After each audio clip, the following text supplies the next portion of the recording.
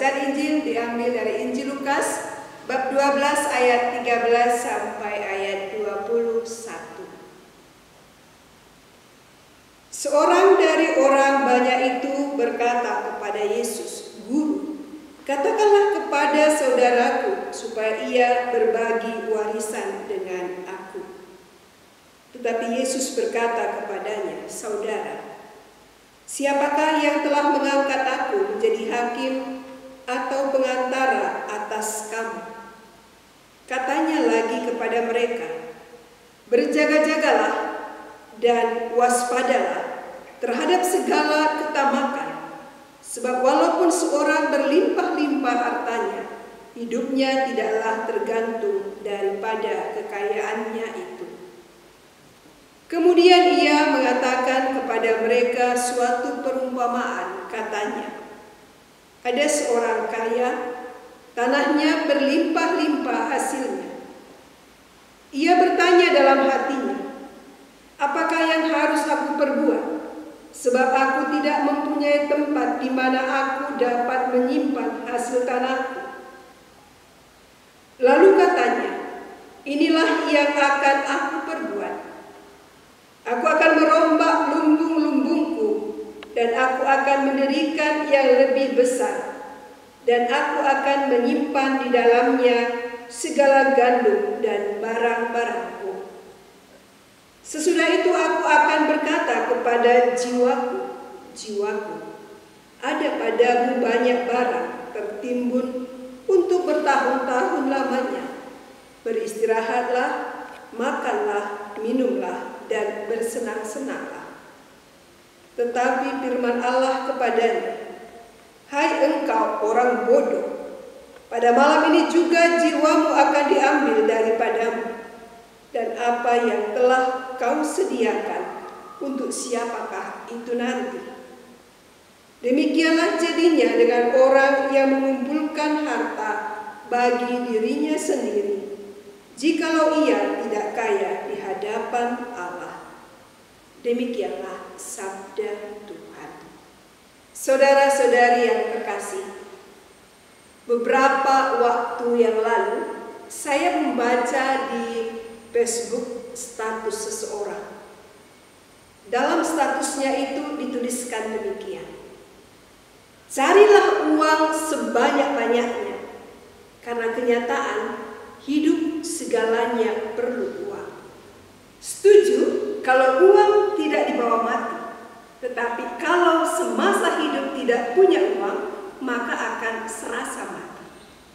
Setuju kalau uang bisa menyebabkan masalah, tapi tidak bisa dipungkiri kalau banyak masalah terselesaikan karena uang. Orang Batak mengatakan, "Hependo mengatur ikaro." Uang juga bisa mendekatkan kita pada Sang Pencipta. Ketika dengan uang yang kita miliki, kita dapat berbagi dan membantu sesama yang membutuhkan. Mari kita lihat situasi COVID. Begitu banyak orang peduli berbagi kepada sesamanya. Masalahnya sekarang, bagaimana cara kita mendapatkan uang dan bagaimana uang itu kita pergunakan, menjadi suatu permenungan yang menarik. Karena jika ditanya siapa yang tidak ingin menjadi orang kaya, semua orang pasti ingin menjadi kaya. Jadi salahkah jika kita kaya?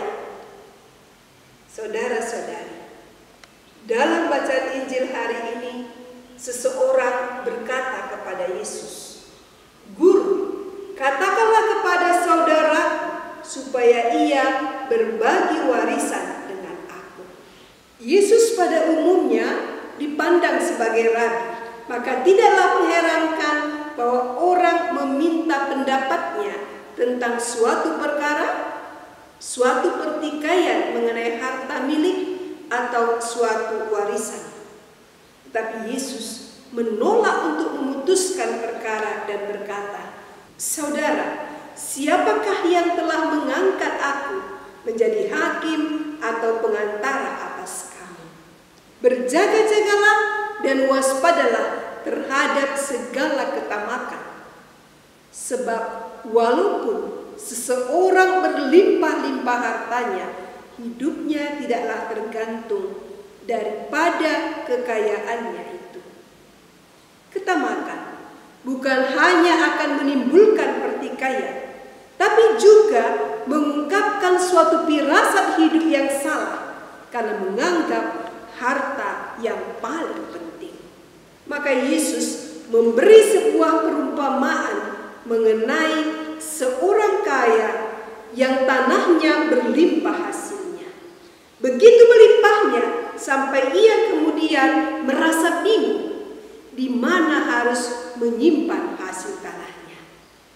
Dia hanya berpikir bagaimana untuk menimbun harta sebanyak-banyaknya, membangun lumbung untuk dinikmati sepuas-puasnya kelak.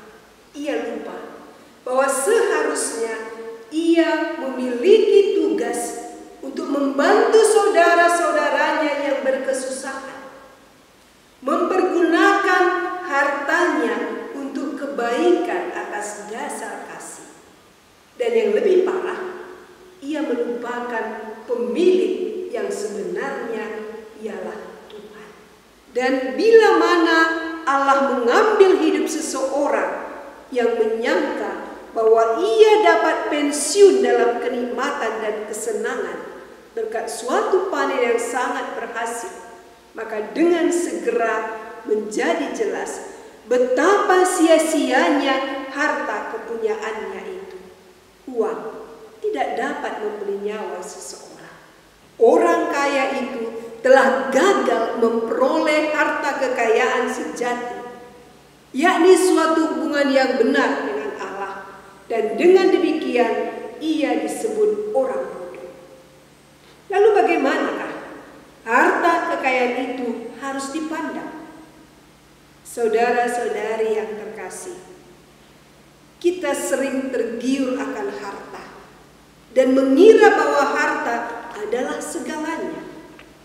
Maka bagi orang-orang yang terpengaruh oleh silaunya harta, Yesus memberikan teguran. Apa gunanya seorang memperoleh seluruh dunia tetapi kehilangan nyawanya? Dan apakah yang dapat diberikannya sebagai ganti nyawanya?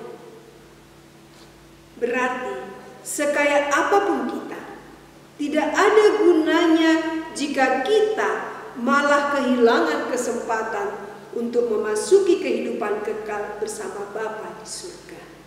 Bisakah kita menyuap Tuhan dengan harta kekayaan kita? Kita yakin tidak. Justru kita akan kehilangan segala kesempatan untuk selamat jika kita terus menghambakan diri kita kepada harta kekayaan. Yesus mengingatkan kita untuk menabung bukan harta dunia, melainkan harta di surga. Harta yang ditimbun untuk kepentingan pribadi hanyalah akan sia-sia. Tetapi memakai harta kita untuk memuliakan Tuhan dengan menolong dan berbagi dengan sesama akan membawa keselamatan dan kebahagiaan bagi kita. Itulah saudara-saudari upaya yang bisa kita lakukan untuk menabung harta di surga.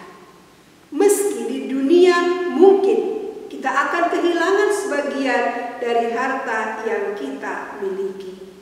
Tetapi jika itu membuat kita berinvestasi demi masa depan yang kekal kelak, mengapa tidak? Perlu diingat bahwa Tuhanlah pemilik segala sesuatu. Kita hanya mengelola apa yang menjadi miliknya, apa yang dipercayakannya kepada kita. Maka saudara-saudari yang terkasih, mari kita mempergunakan harta yang kita miliki demi kemuliaan Tuhan dengan membantu dan berbagi dengan sesama. Amin.